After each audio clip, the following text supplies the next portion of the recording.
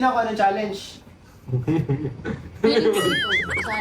Hindi siya kalamansi challenge, guys. Dahil ang gamit namin dito ngayon ay lemon. Sosyal. Kumbaga ito ay Q&A lemon challenge. Familiar ba kayo dito? Pero may twist yan, bro.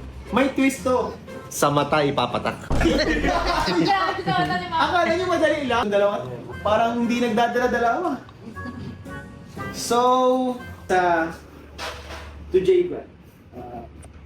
Ano ang pinaka nagustuhan mo kay Melka? Super basic. Siyempre, ang nauna kuya ay talented.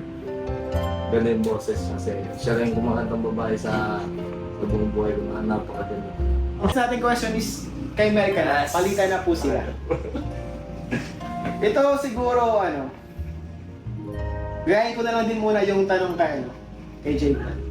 Ano yung pinaka nagustuhan mong katangian ni J-Brad? Pwede man magsabing wala. Joke lang. Wala, bigla akong nagustuhan. Joke lang po. Joke lang po yung mga kanina. Sa akin, si J-Brad kasi bago po yung parang breadwinner sa pamilya. Siya yung nagtatanong sa pamilya. Parang nagustuhan ko yung ganong partners. Hindi siya yung katulad ng kabataan na para banhin sa labas, patartang mo. Parang iniisip niya hindi lang para sa sarili.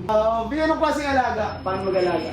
Yung hospital ako, yung nakauwi na ako galing hospital. Parang lagi siyang andyan, tapos inaano niya ako, pinapagalitan niya ako, kung hindi nakakain ng gamot, tapos nilulutuan niya. Nilutuan ko yan. Tinulang manok. Ito po, wala. Yung mga nangyari po yan, wala po yan. Hiwa-hiwalay na. May sama ka ba ng loob sa mama ni Melka? Sa akin kuya, Yung totoo lang yung sa puso mo lang. sa akin kuya, ano lang yung parang, lipas na. Yung parang, wala man. May hindi na ako nagustuhan. Na-hurt ka lang din siguro. Hurt lang.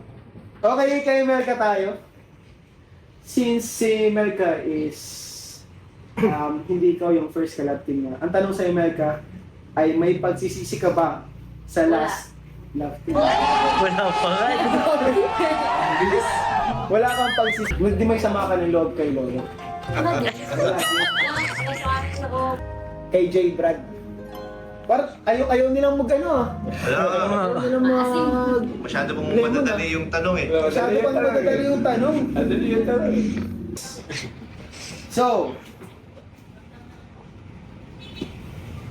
totoo ba ang panliligaw mo kay Melka or for the vlog lang? Pasawa ko yan. Hindi ko... Melka, totoo ba na nagkagusto ka kay Lolo noon? Totoo, Lolo. O to J. Brad na naman tayo mga kalingap. Minsan na ba kayo lumabas ng palihim na hindi sinasabi kay Kalingap Rap? Wala. Kay Melka na ang sunod na tanong. Ang bilis ng sagot Ano? Ang bilis na ng sagot. Okay. To Melka. Tingnan tayo dito sa mga yan.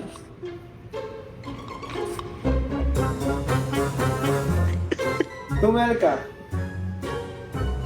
Sino ang favorite mo sa K-Boys? Iwalay mo na si Kalingap Rap. D-Boys? Oo, tanong na to. Kung sakaling papapiliin ka ng ibang collab team sa Angels, sino? Ito tayo kay Melka. So, next question for Melka.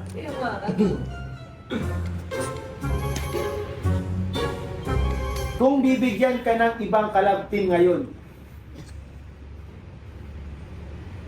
si Lolo ba? Sino nagbigay nito? Tapos na eh. Tapos na, dumating pa. Balik tayo dyan. Grabe. Outro mo na, bro. Sige na. Bye. Dali. Bye-bye. Cut mo na! Cut! Cut mo na! Cut mo!